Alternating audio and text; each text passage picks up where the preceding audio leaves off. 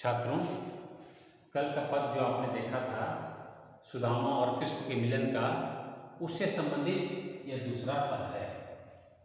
जैसा कि आप जानते हैं कि सुदामा जब कृष्ण से मिलते हैं तो कृष्ण दौड़े हुए आते हैं और उनका स्वागत करते हैं। उन्हें अपनी भुजाओं में भरकर उनका हाथ पकड़कर अपने अंतःपुर में ले जाते हैं, जहाँ कोई दूसरा नहीं जा सकता था। वह सोने की चौकी पर, मणियों से जड़ित सोने की चौकी पर उन्हें बैठाते हैं और उनका पद प्रक्षालन करते हैं। उसी संबंध में यह अगला पद है।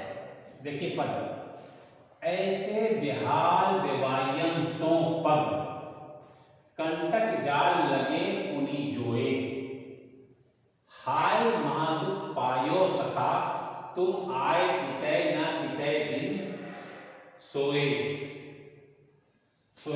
खोए है, पितय दिन खोए, देखी सुदामा की दीन दशा, करुणा करिकै करुणानिधि रोए, पानी परात को हाथ छुए नहीं, नैनन के जल सो पग धोए।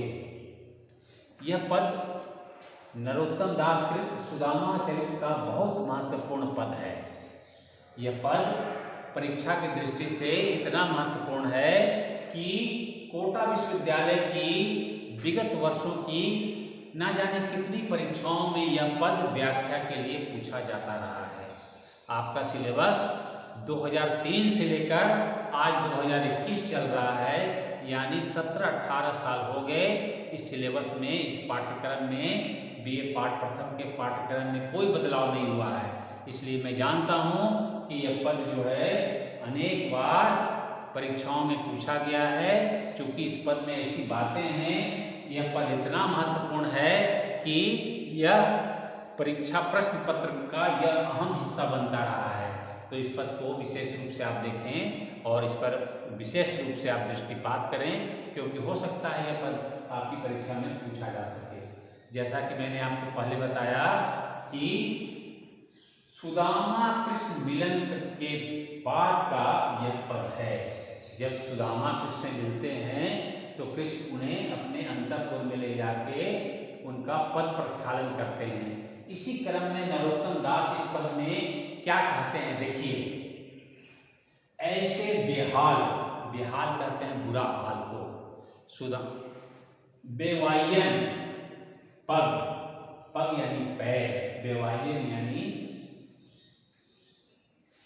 जाड़ों में आपने देखा होगा या जो मजदूर वर्ग के लोग होते हैं या जो लोग नंगे पांव चलते हैं, उनके पैर जो हैं फट जाते हैं, बेवाइयों से युक्त हो जाते हैं।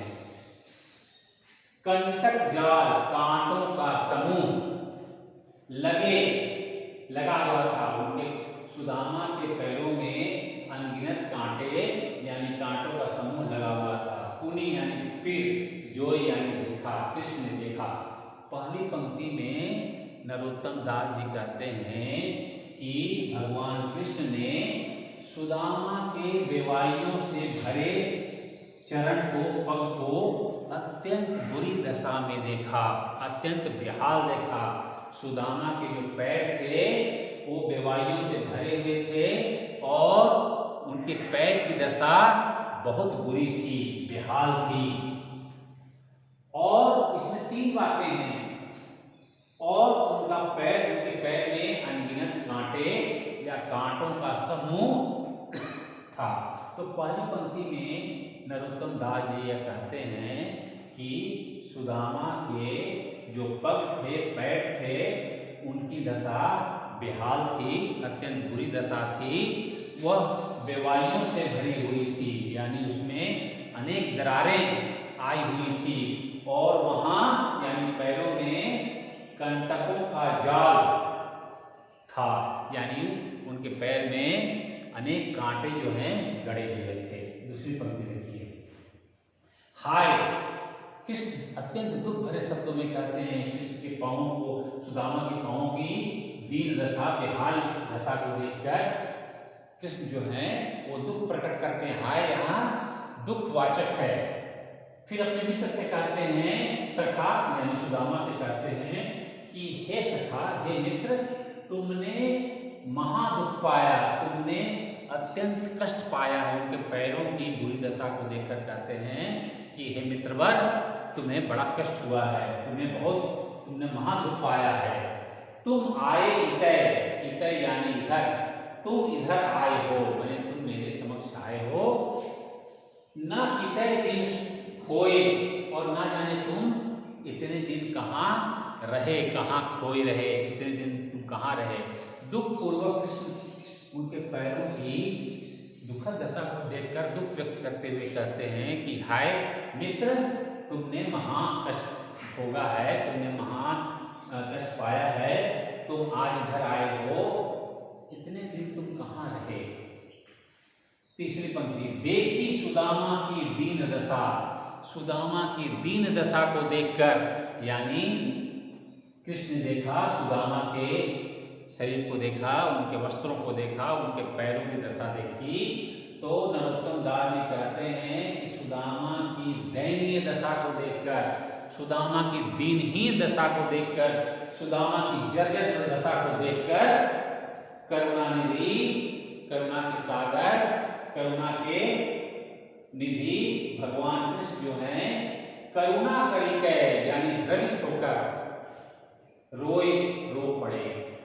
अपने मित्र की अत्यंत दयनीय दशा को देखकर भगवान कृष्ण जो हैं दयाद्र होकर रो पड़े। उनकी आंखों से अश्रु की धारा प्रवाहित हो चली। चौथी पंक्ति, पानी परात को हाथ छुए नहीं। आपने पिछले पद में देखा था कि उनके चरण को पखारने के लिए उनके समक्ष पानियों से भरा प्रात है, और इस पद में कहते हैं नरोत्तम दास की कृपा करुणानिधि या कृपा सागर कृष्ण जो हैं पानियों से भरा प्रात को स्पर्श नहीं करते, छूते नहीं हैं, और नैनन के जल, आंखों की आंसू से उनके चरण जो हैं धोते हैं। इतनी बड़ी बात कही गई है इस पद में कि अंतिम वाक्य में जो ये भाव है कि कृष्ण के समक्ष पानियों से भरा प्रात है, लेकिन वो प्रात का स्पर्श नहीं करते, वो उस पानी का वो प्रयोग नहीं करते, और उनकी आंखों से अश्रु धारा इतनी प्रवाहित हो रही है कि वो अपने अश्रु से ही उनके चरण जो हैं, सुदामा के चरण जो हैं पद प्रक्षालन करने लगते हैं, उनके चरण पखारने लगते हैं। तो देखिए ये पद अब पंक्तियों में देखिए, जैसा कि मैंने आपको पहले ही बताया कि सुदामा कृष्ण मिलन की घड़ी है। सुदामा को कृष्ण अपने अंतःपुर में ले जाते हैं और उनका चरण पखारते हैं।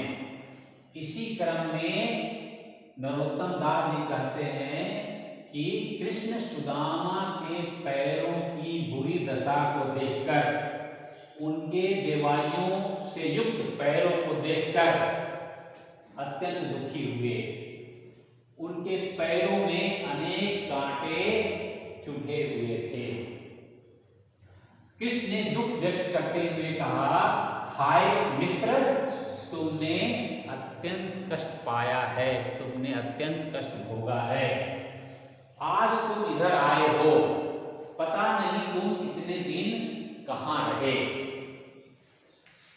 सुदामा की दयनीय दशा को देखकर, सुदामा की दीनहीन दशा को देखकर, सुदामा की जर्जर दशा को देखकर करुणानिधि, करुणा के सागर भगवान कृष्ण करुणा से आप्लावित होकर रो पड़े।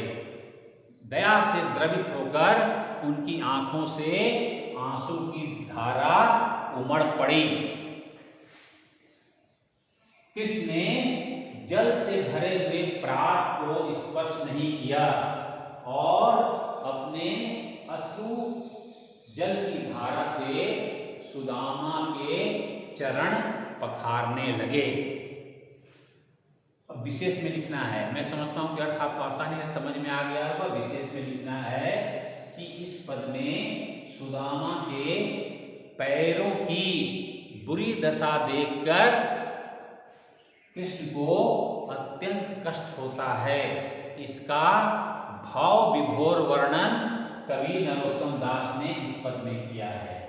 दूसरी पंक्ति में लिखना है कि इस पद में सुदामा की दयनीय दशा, जर्जर दशा को देखकर दयालु कृष्ण के हृदय पर ऐसा प्रभाव पड़ता है कि वह रो पड़ते हैं।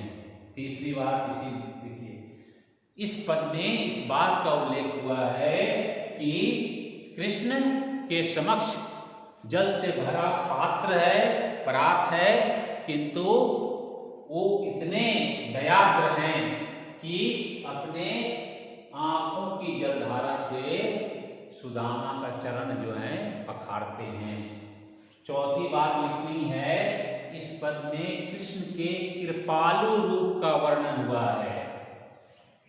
पांचवी पंक्ति में लिखनी है कि इस पद में कृष्ण के चरित्र की एक प्रमुख विशेषता का बोध होता है और वह विशेषता है करुणा।